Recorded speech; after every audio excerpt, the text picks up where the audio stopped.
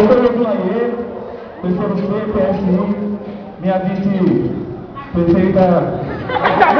Minha vice-candidata, vamos dizer assim. Minha vice-Camila Araújo. Então, eu venho aqui dizer que os projetos do terceiro C é o seguinte. Bom, ele sempre vai estar com a massa, sempre. O que eu vou dizer? Como está falando massa? A massa eu digo todos nós.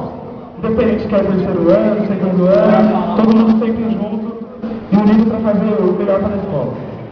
Bom, eu vou apresentar uns projetos. Um desses projetos é o seguinte, o projeto do Jardim, né? Todos podem ver que estamos trabalhando nele. É um projeto sustentável, onde o professor Felício pediu o seguinte. Ele falou, é o seguinte, vai haver a campanha, você tem que apresentar um projeto sustentável, social e algo para o pessoal tirar uma diversão aí e poder desfrutar um pouco dessa festa que está acontecendo aqui nesse momento agora. Que festa, velho! Bom, primeiramente eu não sei muito bom de palavras, eu não... Olha, é o seguinte. Tamo junto. É o seguinte.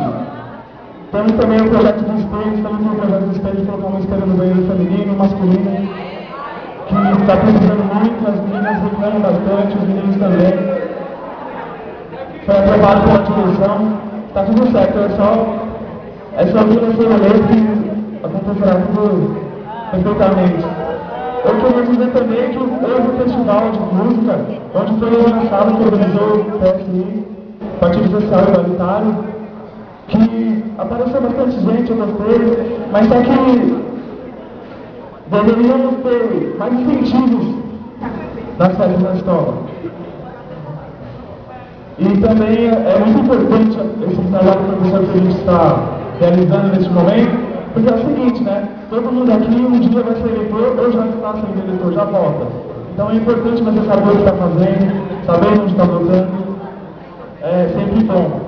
E meu partido ele é socialista, ele é totalmente de esquerda, onde ajudando sempre a massa, como já disse, o capitalismo é onde há sempre progressos, mas como também o socialismo, ele sempre está progredindo, assim como o capitalismo. E também queria frisar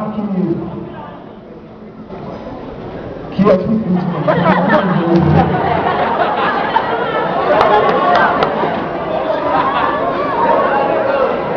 pessoal, é o seguinte, eu sou amigo da peça Tá quebrando as pernas.